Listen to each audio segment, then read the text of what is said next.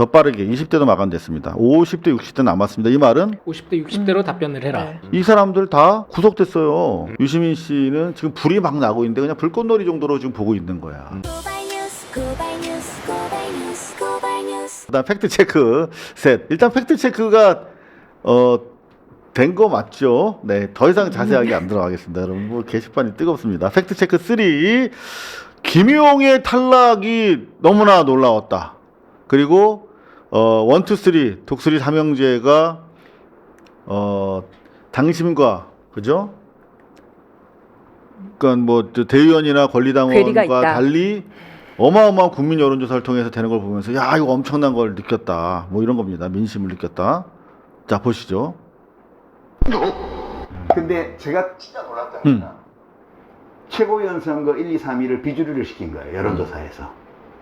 그거는요, 진짜 놀라운 거죠. 완전 깜짝 놀랐어요. 감동하고 놀랐어 지금. 저는 그 여론조사 공개되기 전까지는 그냥 김용 후보가 최고위원회 5등으로 들어가는 4등이나 5등 들어가는 걸로 봤거든요. 그렇죠. 그런 그게 분위기였어요. 정상이에요. 네. 근데 그거요. 감동했어. 그냥 여론조사가 아니에요. 그러니까 이제 지금 뭐 민주당 안에서는 여론조사 이상하다 그러는데 이상한 거 맞아요. 어떤 의미냐 하면 민주당 권리당원은 아니지만 민주당을 강력하게 지지하고 민주당의 미래를 걱정하는 시민들이 적극적으로 전화를 받아가지고 적극적으로 받았대. 김용을 떨어뜨린 거예요. 자 이거 그러니까 기본적인 사실관계를 전혀 지금 모르고 있는 거야. 무당층도 있어. 권리당원도 있었어요 심지어. 그리고 실제로 이 어제 7시 방송이니까 어제 9시에 당 대표가 네. 이거 대단히 문제가 있다라며 법적 검토를 지시했잖아요. 그렇죠. 그렇죠? 그리고 형사처벌 사례도 있고. 많은 전문가들이 이거는 뭐 이거보다 훨씬 더 작은 사안에 있어서 관계자들이 다 전원 구속될 만큼 심각한 그 범죄 행위였지 않습니까? 그래서 이게 문제가 되고 있는데 전혀 정보가 없는 것인지 아니면 이 자체에 너무 놀라가지고 그걸 못 봤는지. 제가 엔트로피 연력학 제2법칙으로 다시 짧게 설명을 드리면 그거 그만하시면 안 될까요? 어떤 안정적으로 돌아가는 개에 네. 인위적인 압력, 질서를 유입하는 그 시스템은 네. 반드시 파괴가 된다가 논리예요. 그러면 유시민 작가가 이건 정말 기적적으로 민심이 비주류였던 3인을 올려줬어 네. 하고 이 감동하는 파트, 네. 이 부분을 주장한 여러 스피커들이 곧 파괴될 겁니다. 그 과학적 논거에 따르면. 그래서 그거 지금 닫힌 게예요, 열린 게예요? 이 부분이 전제된 건 닫힌 게죠. 네, 이거 헷갈리니까. 네. 자, 그러니까 파괴된다. 시스템은 외부에서 억지로 뭔가 이론을 투입하려고 질서를 투입하면 파괴된다. 그래서 곧 보게 되실 겁니다. 제가 저 문과라서 문과 방식으로 이해한 걸 말씀드릴게요. 네. 저 불법이 개입됐잖아, 지금 보면. 그게 인위적인 그러면은 거예요. 그 사법 처리되면은 다 파괴되는 거죠. 네, 일단 이렇게 네네. 심플하게. 정확하십니다. 죄송합니다, 네. 제가. 네. 지금 뭐 게시판에서 좀 그만 좀 해달라고 하는 분들이 그래서 많아가지고. 그만하겠습니다. 죄송합니다. 자, 실제로 향후 사법 처리 전망은 어떻게 보세요, 우리 강 변호사님? 사법 처리될 가능성이 있죠. 그 여론조사에 뭐 예를 들면 연령을 속여라, 지역을 다른 데 해라, 40대 50대는 꽉 찼으니까 20대로 하세요, 70대로 하세요. 제 대구로 그냥 하세요. 서울은 일찍 찼을 수도 있어요. 그런 것도 다 위계야 너무 방해죠. 근데 이게 간단한 문제가 아닌 게 뭐 분석을 참 잘해주셨더라고. 제가 방송 다 봤었습니다. 그 여론조사 한 명의 그 샘플 4,000 샘플 중에 하나가 권리당원의 80명의 투표와 가치가 거의 같은 거라. 그렇죠.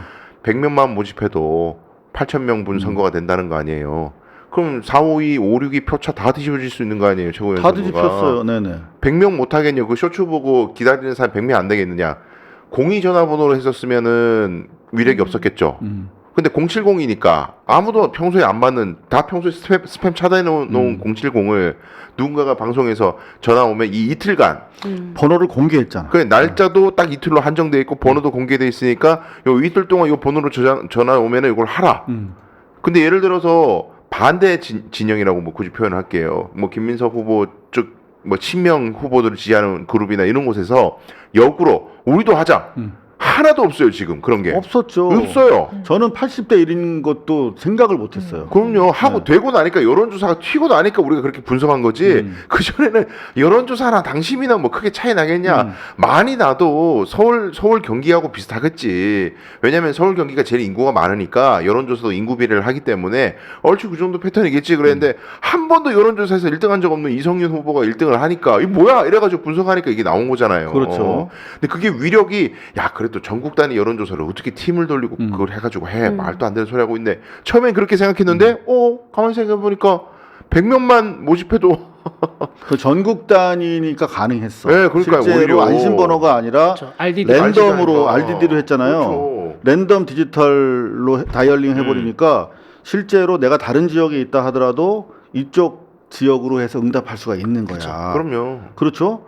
그리고 남의 연령도 속일 수 핸드폰으로도 있고. 속일 수 있는 것이고. 그러니까 이때까지 일관되게 최민희 후보가 제일 표를 많이 받다가 이성윤은 이미 5위 밖으로 떨어지기까지 했던 사람인데 끄트머리에 야 이러다가 떨어질 수 있어. 수석이 중요한 게 아니야. 밑에 있는 사람한테 뭘 펴줘야 돼. 그걸 실제로 얘기를 했었잖아요. 그럼요. 그쪽 그리고 세계에서. 실제로 지금 뭐 한 채널에서만 한 200 케이스 정도가 게더링 된 걸로 지금 보이고 그러면 200 케이스면 28에 16,000이야. 그리고 그 사이트에서만 했겠냐고. 그렇죠. 지금 요거는 2016년 경주에서 있었던 케이스인데요. 요걸 가져온 이유가 유사해요, 이번 사례랑. 그러니까 10년 전 사례인데 누구와 함께하는 사람들 요런 단톡방이 이번에도 있었을 거 아니야.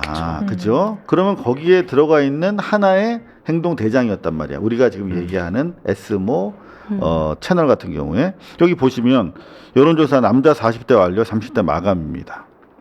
더 빠르게 20대도 마감됐습니다. 50대, 60대 남았습니다. 이 말은 50대 60대로 답변을 해라. 네. 그렇죠. 허위 응답을 사주하고 있는 겁니다. 이 사람들 다 구속됐어요. 네.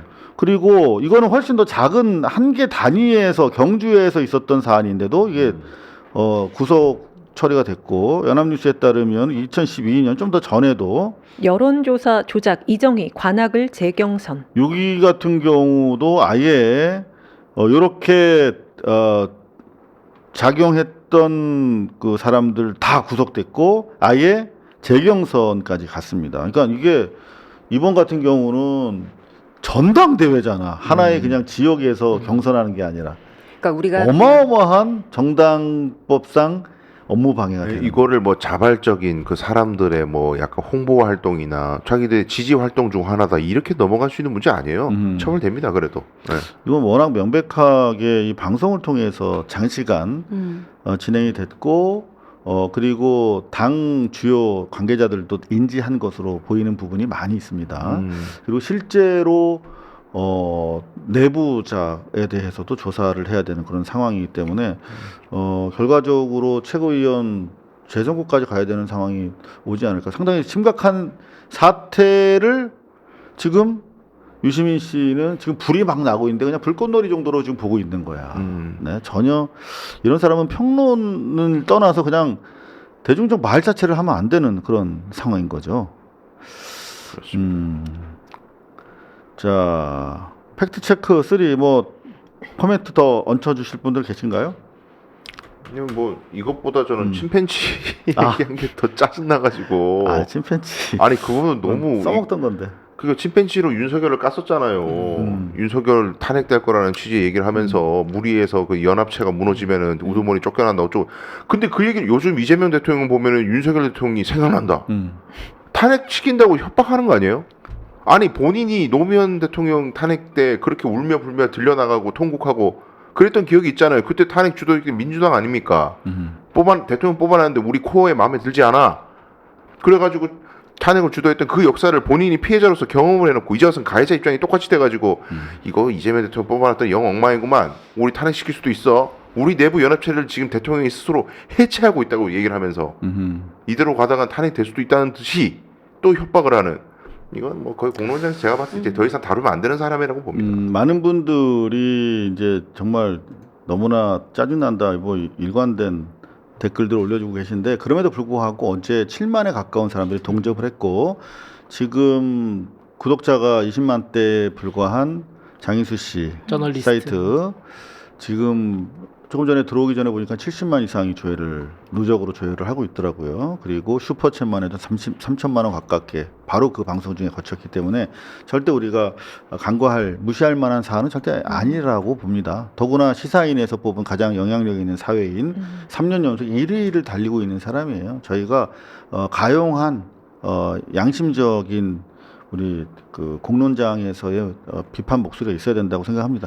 자, 이번에는 나름대로 공론장에서의 비판이 지난 시기와는 달리 좀 조직적이고 상당한 움직임이 있어요. 일단 한민수도 당장 입장이 이렇잖아. 팀 정청래 한민수 유시민 말 다 동의하진 않는다. 좋아 보이지도 않아. 살짝꿍 거리가 십자가를 밟지는 않고 십자가를 이렇게 살짝 이렇게 발로 툭 건드리는 수준의 그런. 왜냐면 네? 영진이 형이 보고 있거든. 박영진 형이. 그러니까. 강북을. 네. 자, 그리고 우리 백나청 선생 정말 크게 기여를 해주셨고 이부영 언론재단 이사장도 이번에 직접적으로 어제 이후에 나온 발언은 아닙니다만 유시민 작가의 어떤 그 백분 토론 의구심을 제기한 거라든지 하는 말들 이 이재명 대통령의 지지율에도 상당한 영향을 끼쳤다 이렇게 보시는 거죠.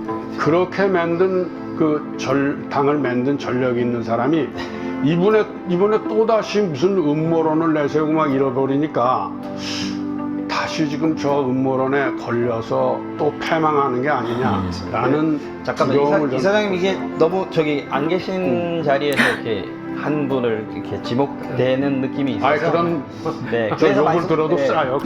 욕을 들어도 싸다.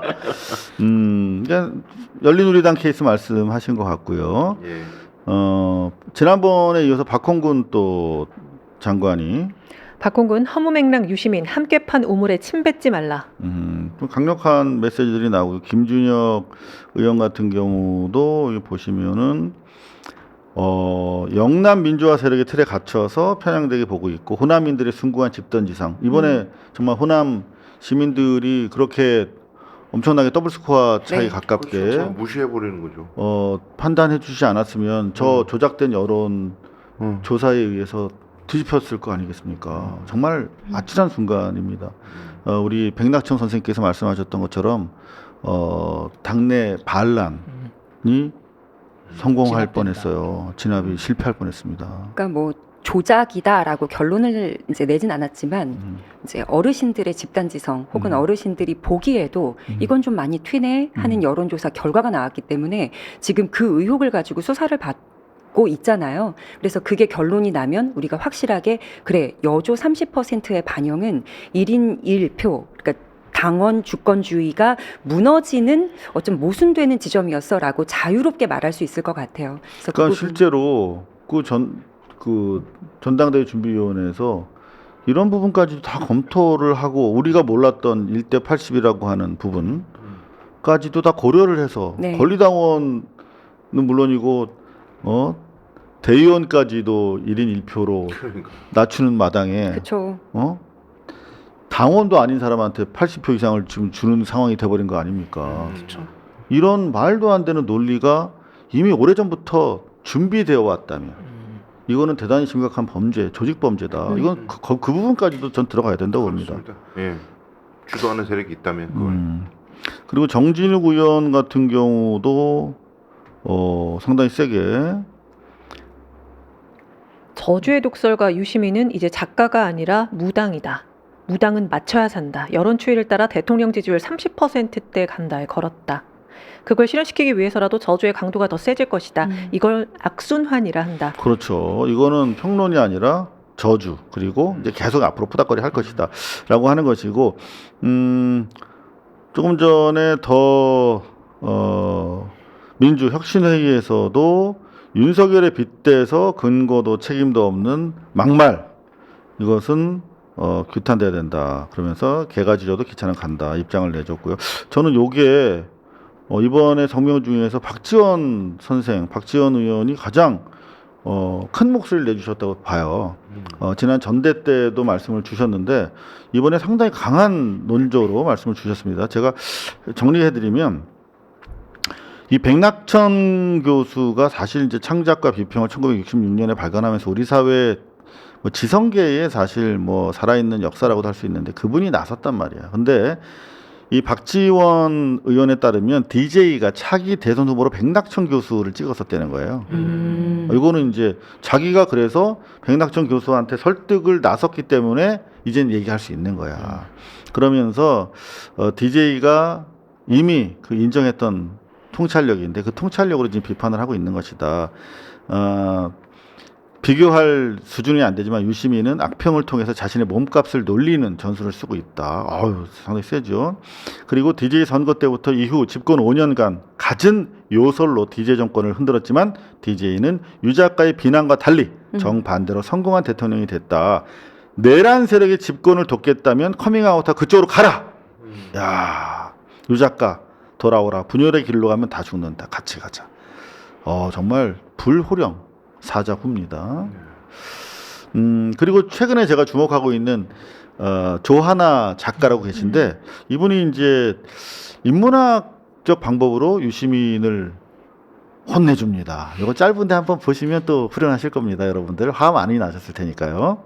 우리 사회에는 좋은 어른이 너무 없어요. 제가 바라는 어른은 이런 사람입니다. 자기가 시대에 뒤처졌음을 인정할 줄 아는 어른. 기술과 문화의 흐름은 몰라도 오랜 삶의 경험으로 쌓은 지혜와 덕으로 다음 세대에게 공간을 내어주고 끌어주고 밀어주는 어른. 청년의 젊음과 반짝임을 질투하지 않는 어른. 내가 맞아 라면서 고집부리고 내 밑으론 다 꿇어 라고 윽박지르지 않는 어른. 어느 대학 몇 학번이야? 어느 부대 몇 기수야? 를 묻는 대신 너는 어떤 사람이야? 라고 묻는 어른. 나도 힘들었으니 너도 견뎌 라고 말하는 대신 책임감을 느낀다 라고 말할 줄 아는 어른. 힘들 때 옆에서 말없이 지켜봐주는 어른. 나이가 많다고 해서 모든 사람들이 유시민처럼 되는 건 아니에요. 도울 선생님도 있고요. 황석영 작가님도 그렇고요. 그리고 돌아가신 고 이해찬 고모님도 그랬어요. 백낙천 선생님도 확신을 계시고. 품으면서도 자기 객관화를 잃지 않는 어른이 되는 게 가능하다는 걸 보여준 분들이 분명히 있어요. 그 한 가지 일화가 있는데 그 노무현 대통령이 유시민을 보건복지부 장관으로 임명한 이후에 장관 중 나이가 가장 어리고 또 임명 과정에서 논란이 많아서 다른 부서에서 이제 유시민을 무시할까봐 유시민이 업무차 이제 청와대에 들르면 별일 없는데도 이 노무현 대통령이 단둘이서 차를 마시는 자리를 만들었다고 알려져 있어요. 이 어른이 된 유시민은 왜 후배들과 청년들에게 노무현 같은 어른이 되어주지 못하는 건가요? 유시민 뭐 좀 더 긴 이야기가 있습니다. 여러분들 조하나 작가 네. 찾아서 들어가 보시면 좀 위안을 받으실 수 있는 이분이 그런 좋은 그때 잘가요 말씀이었습니다. 20세기 유시민이요. 그때 글을 쓰신 분이잖아요. 네네 맞습니다. 네. 근데 우리 저게 시청자분들께 약간 부탁드릴 말씀이 네네. 있는데 유시민 작가 다루는 게 스트레스 받고 짜증나죠. 저도 이제 그래서 안 봐요. 생방송은 뒤에 이제 일이니까 이제 녹취록으로 정리된 것들을 읽어보고 그러는데 목소리 듣는 것도 짜증나서. 근데 이게 여러분 가령 예를 들면 이렇게 얘기하는 사람도 있어요. 뭐 정강훈이나 이런 사람들이 부정선거론 얘기할 때 그걸 공론장에 끌고 와서 일일이 반박해주지 않지 않느냐. 왜냐하면 말도 안 되는 얘기를 반복하니까 이제 그냥 무시가 낫지. 저거는 말도 안 돼. 근데 그래 내버려뒀다가 지금 그 부정선거론이 얼마나 커졌어요. 말도 못하게 하나의 사회 세력으로 이제 모아져 버렸어요. 아직까지 올공에서 횃불이 타오르고 있잖아요. 그렇죠. 고립을 시키면은 분명히 파이는 줄어들지만 그 파이 안쪽에서 그 짠물이 되는 그 강도가 그 농도가 강해지잖아요. 근데 이거는 사회 위협 세력이 됩니다. 맞습니다. 그런데 더 위협적인 건 유시민 씨는 대중적 호감도가 높은 사람이었기 때문에 정강훈 같은 소년부, 정강훈 이런 사람들하고 비할 바가 아니에요. 불행하게도 지금도 여전히 높아요. 그렇죠. 그래서 정치를 잘 알지 못하거나 관심 못 가지는 분들도 연예인 보듯이 호감도가 있어요. 네네. 그러다 보니 그냥 우연찮게 쇼츠에 이렇게 걸리면 유시민의 정치에 대해서 평소에 시사 프로그램 하나도 안 보는 사람들이 볼 수 있다고요. 맞습니다. 그러면 저렇게 지금 민주당 개판이구만 이렇게 될 수 있다는 겁니다. 그래서 안이 꽂고 짜증 나더라도 최소한의 반박은 해줘야 될 것 같아요. 맞습니다. 그대로 내버려둘 수가 없을 것 같습니다. 자, 요 정도로 마무리할게요.